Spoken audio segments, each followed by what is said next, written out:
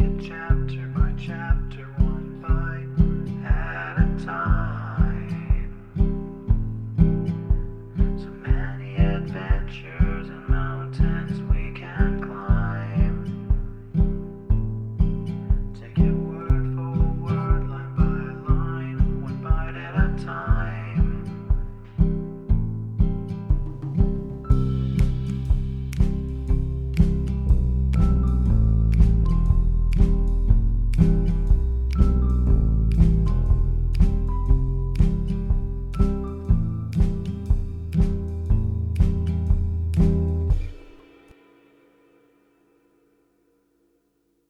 Welcome to Bite at a Time Books, where we read you your favorite classics one bite at a time.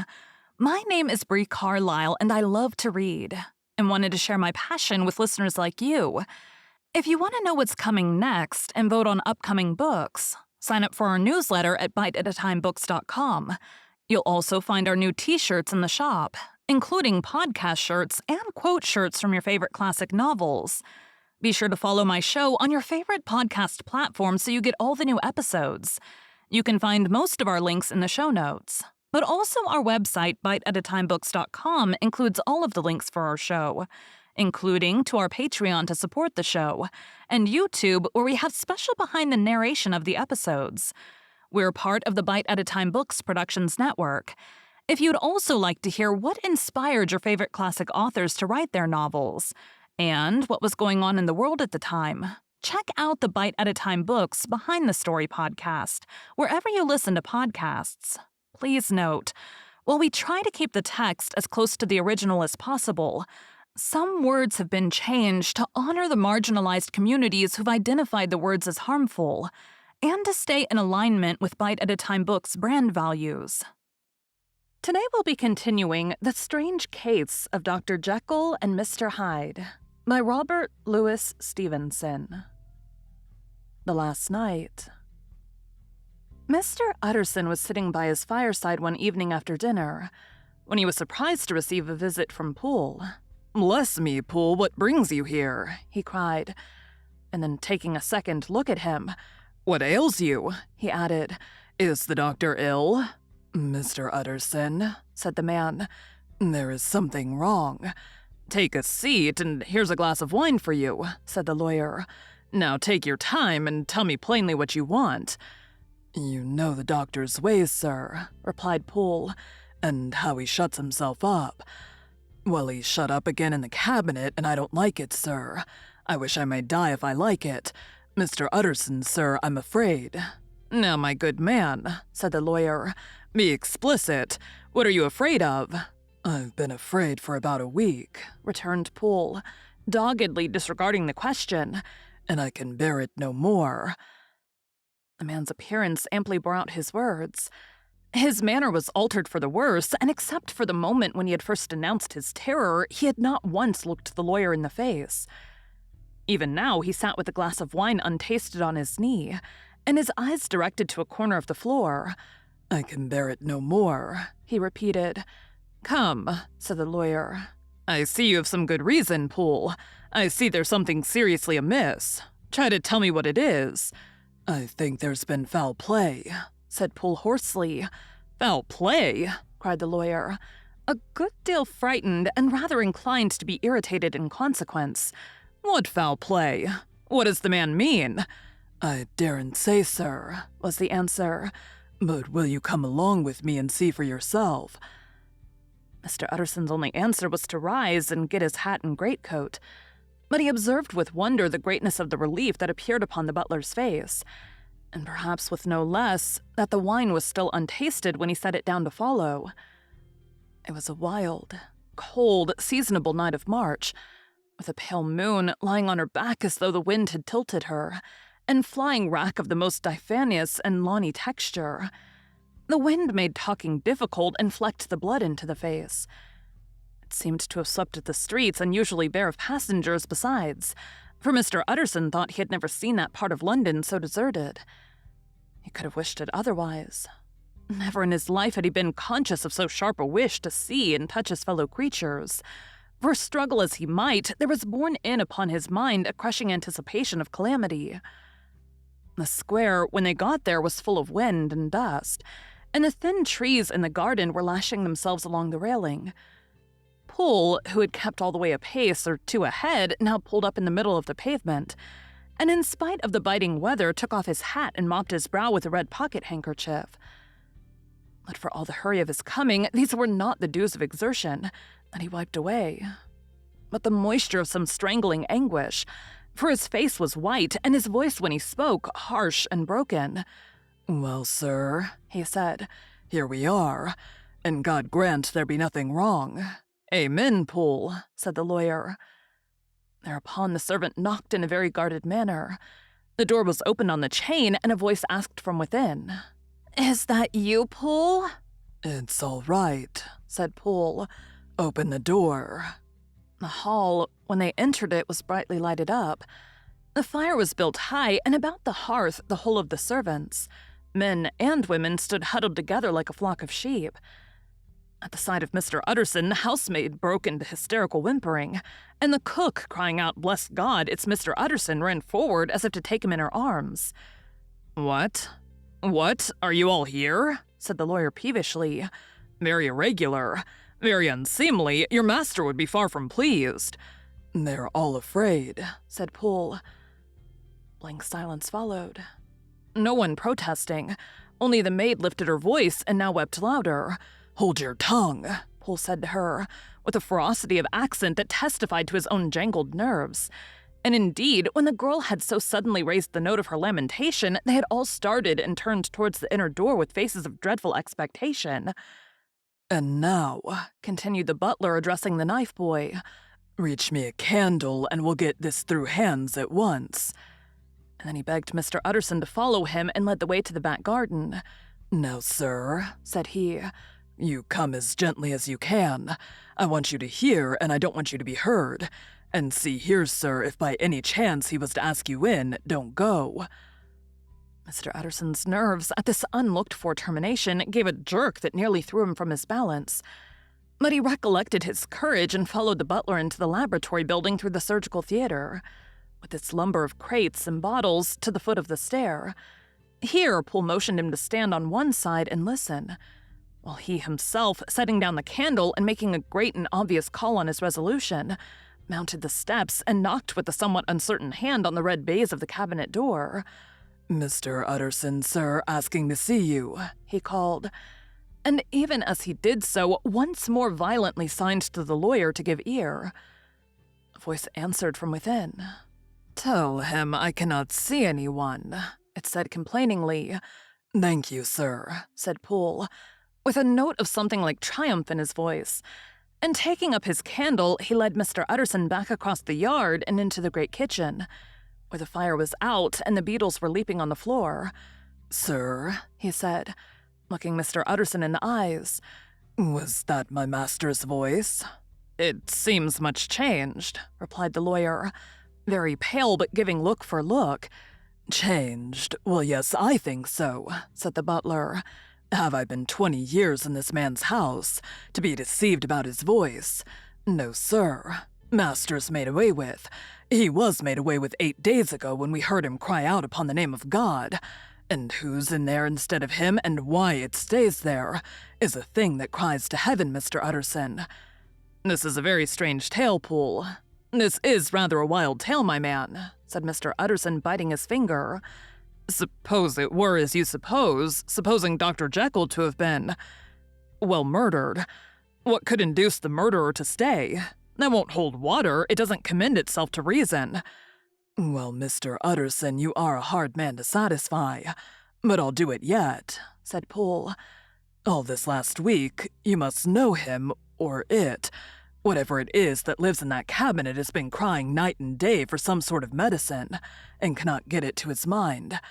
It was sometimes his way, the master's that is, to write his orders on a sheet of paper and throw it on the stair.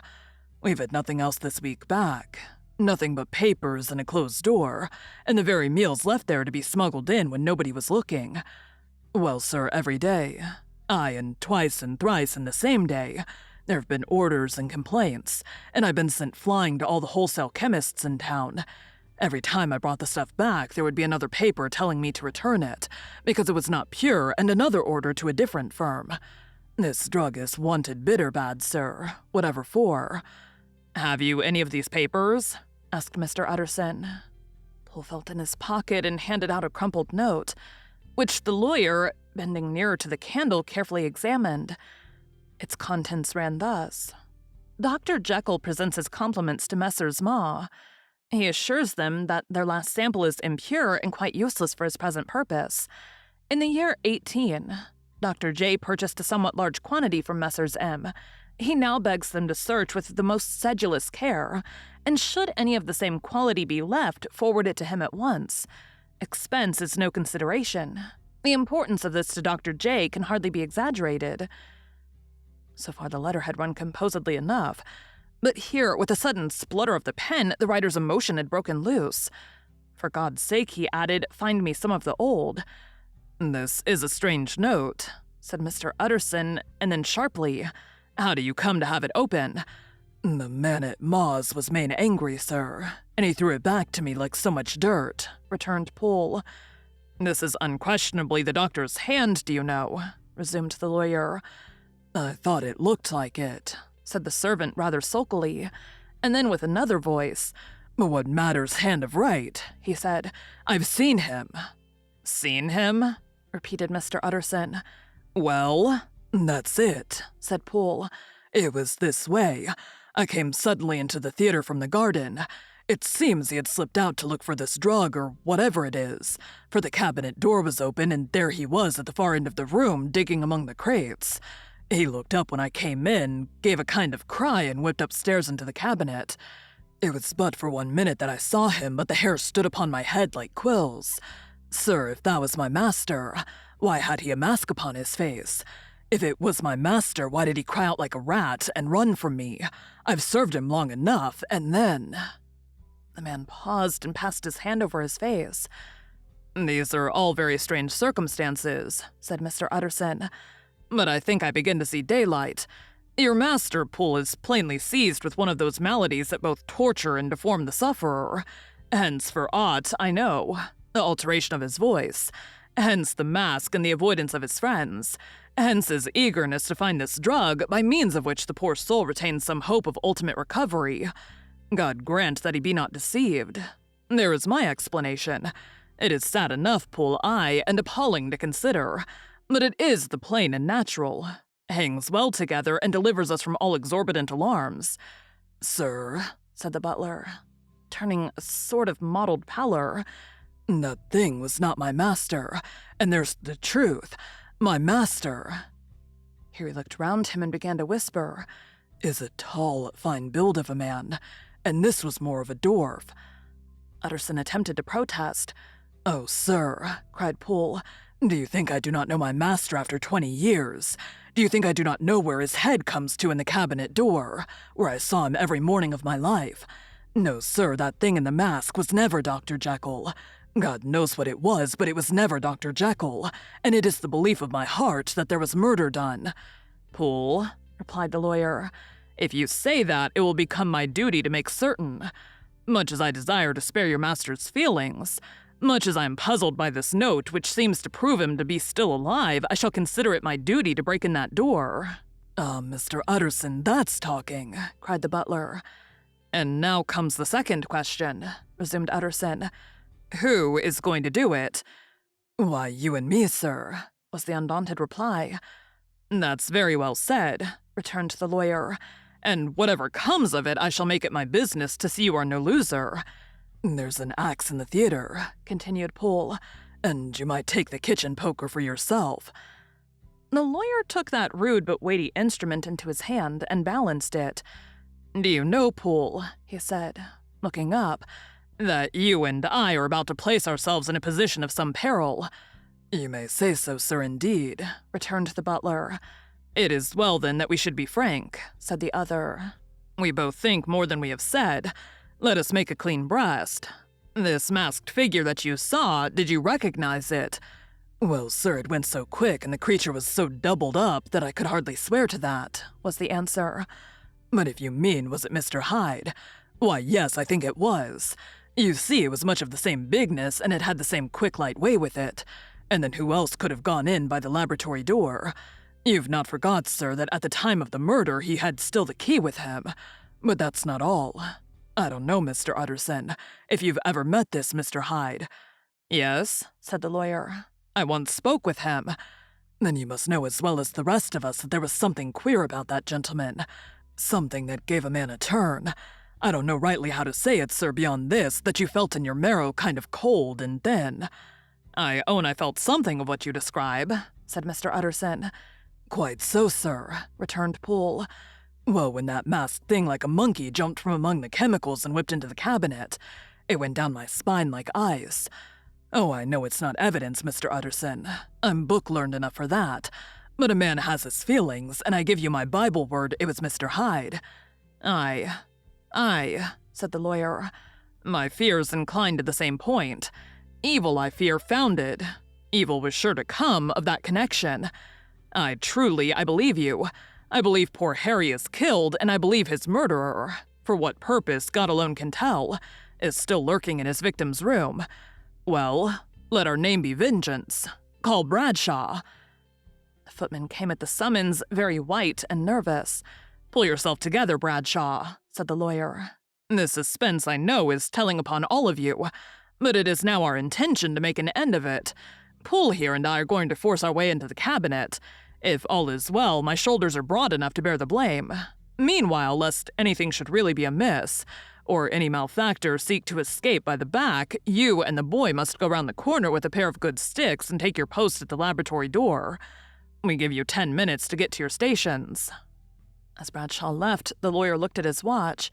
And now, Poole, let us get to ours, he said, and taking the poker under his arm, led the way into the yard. The scud had banked over the moon, and it was now quite dark. The wind, which only broke in puffs and drafts into that deep well of building, tossed the light of the candle to and fro about their steps, until they came into the shelter of the theater, where they sat down silently to wait. London hummed solemnly all around. But nearer at hand, the stillness was only broken by the sounds of a footfall moving to and fro along the cabinet floor.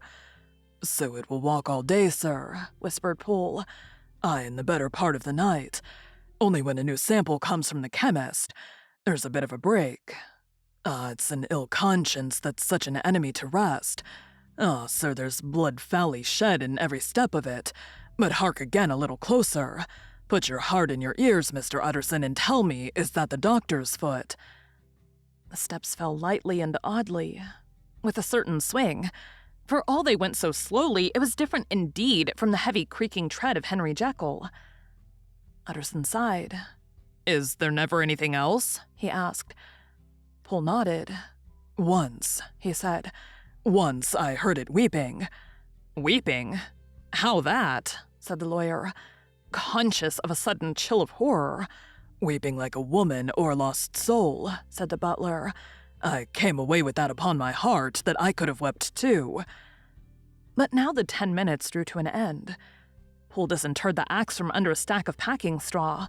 The candle was set upon the nearest table to light them to the attack, and they drew near with bated breath to where that patient foot was still going up and down in the quiet of the night. Jekyll, cried Utterson with a loud voice, I demand to see you. He paused a moment, but there came no reply. I give you fair warning. Our suspicions are aroused, and I must and shall see you, he resumed.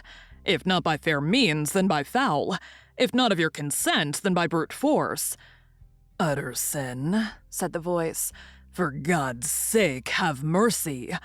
That's not Jekyll's voice, it's Hyde's, cried Utterson. Down with the door, Poole. Poole swung the axe over his shoulder. The blow shook the building, and the red baize door leapt against the lock and hinges. A dismal screech, as of mere animal terror, rang from the cabinet. Up went the axe again, and again the panels crashed and the frame bounded. 4 times the blow fell, but the wood was tough and the fittings were of excellent workmanship. And it was not until the 5th that the lock burst and the wreck of the door fell inwards on the cabinet. The besiegers, appalled by their own riot and the stillness that had succeeded, stood back a little and peered in. There lay the cabinet before their eyes in the quiet lamplight, a good fire glowing and chattering on the hearth, the kettle singing its thin strain, a drawer or two open, papers neatly set forth on the business table, and nearer the fire the things laid out for tea. The quietest room, you would have said, and but for the glazed presses full of chemicals, the most commonplace that night in London. Right in the middle there lay the body of a man, sorely contorted and still twitching. They drew near on tiptoe, turned it on its back, and beheld the face of Edward Hyde. He was dressed in clothes far too large for him, clothes of the doctor's bigness. The cords of his face still moved with the semblance of life, but life was quite gone. And by the crushed phial in his hand and the strong smell of kernels that hung upon the air, Utterson knew that he was looking on the body of a self-destroyer. "We have come too late," he said sternly. "Whether to save or punish, Hyde is gone to his account, and it only remains for us to find the body of your master." The far greater proportion of the building was occupied by the theater, which filled almost the whole ground story and was lighted from above, and by the cabinet, which formed an upper story at one end and looked upon the court. A corridor joined the theater to the door on the by-street, and with this the cabinet communicated separately by a second flight of stairs. There were besides a few dark closets and a spacious cellar. All these they now thoroughly examined. Each closet needed but a glance, for all were empty, and all, by the dust that fell from their doors, had stood long unopened. The cellar, indeed, was filled with crazy lumber, mostly dating from the times of the surgeon who was Jekyll's predecessor. But even as they opened the door, they were advertised of the uselessness of further search. By the fall of a perfect mat of cobweb which had for years sealed up the entrance.